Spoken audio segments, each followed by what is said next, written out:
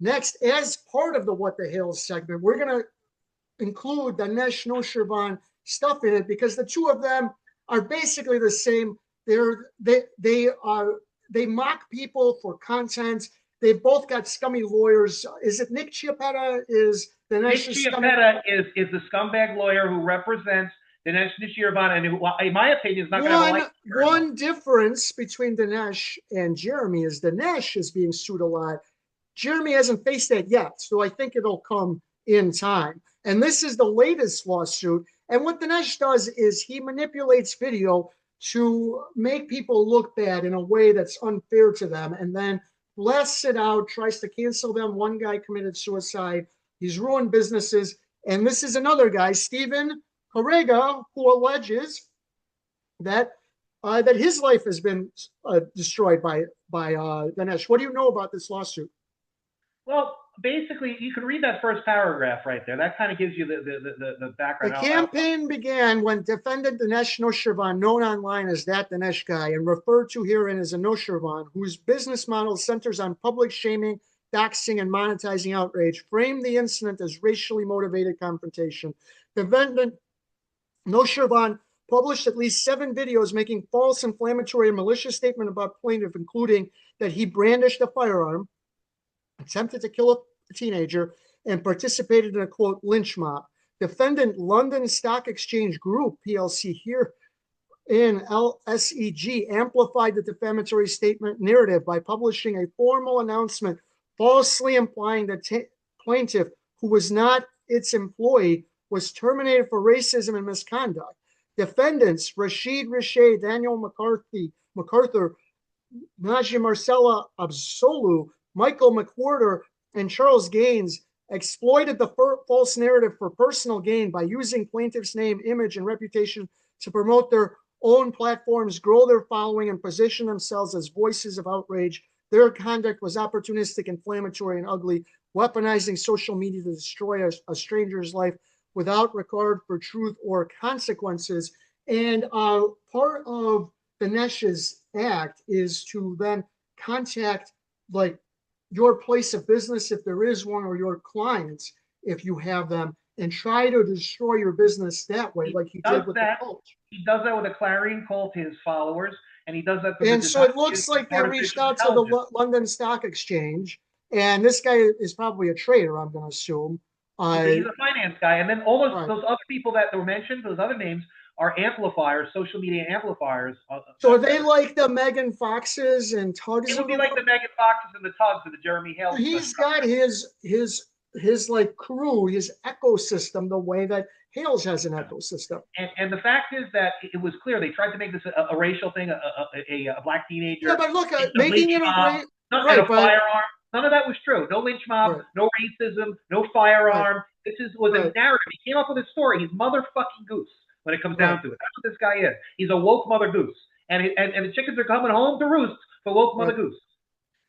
We shall see. So that is the latest of several lawsuits against Dinesh. And I do think Jeremy will face his own slew of lawsuits down the road. You wanted me to read an email you sent to Nick Chiappetta. You love to write emails to this one's actually to the Florida bar because you found a significant violation of bar ethics rules. Dear Florida Bar Grievance Committee, Selected Press, and others, please note that attorney Nick Chiappetta is attempting to sanction me for reporting his dishonesty and material misrepresentations to the court. He attempts to use Rule 11 as a sword against the truth and a shield against his misconduct. He failed to meet and confer with me pursuant to Local Rule 301G. He has a pattern of dishonesty and bad faith recognized by Judge Steele just last week. Attorney Chiappetta is a menace. He should be suspended immediately. I am available for public appearances and comments on this and related issues. And catch everyone up.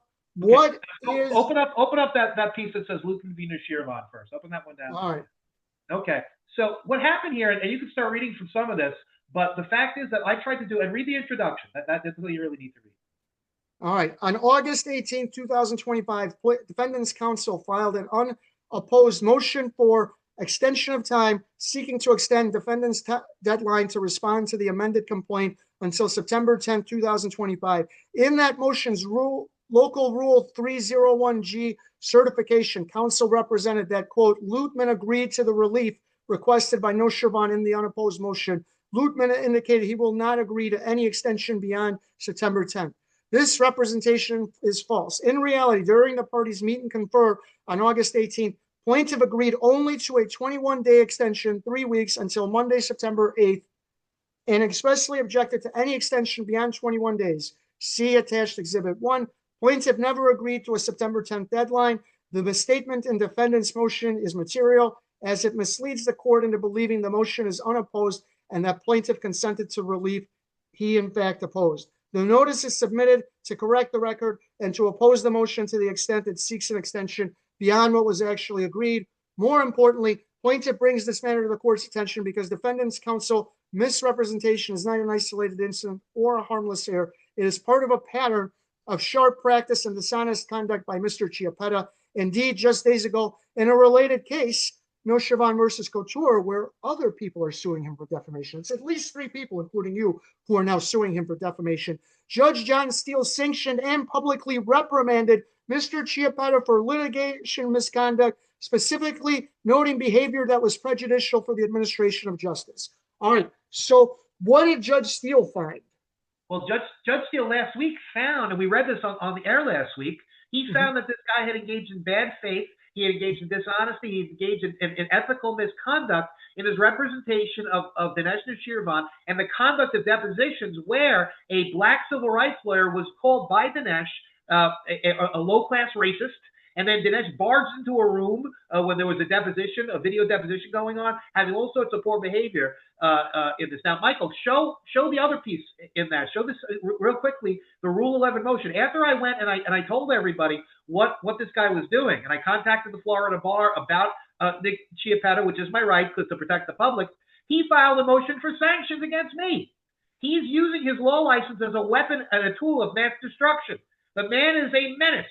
He should not hold a law license. He's in league with Dinesh Noshirvan. Right. He appears to be his co-conspirator. That's the motion. We got to move on. Read the first 2 paragraphs or so. All right. Defendant Dinesh Noshirvan, pursuant to Federal Rule Procedure 11, move this court for an award of expenses and sanctions against plaintiff Richard Lutman for filing a frivolous motion labeled as opposition and notice of a material misstatement. Lutman instituted this action on April 25th. The undersigned filed a notice on August 11th. On August 18th, the undersigned sought to confer with Lutman regarding an extension of time to respond to Lutman's amended complaint. During the email communication, there was communication. In response, and rather than reaching out to the undersigned, Lutman filed a motion seeking relief under Rule 11. All right, what's wrong with that? He says that Lutman firm. I'm not a lawyer. He's the lawyer. I emailed this in the day before I filed it in court. He didn't reach out to me. This guy is a serial liar. He lies. He's right. And he's wasting the court time filing this frivolous motion. He didn't confer with me on the motion. He should get thrown out. He should get thrown out on the balls of his ass from the Florida bar. That's where he belongs. All right. In Chiappetta does the same kind of stuff, and he made a misstatement that I filed a bar complaint about, and then he attacked me and made more misstatements. They are very similar.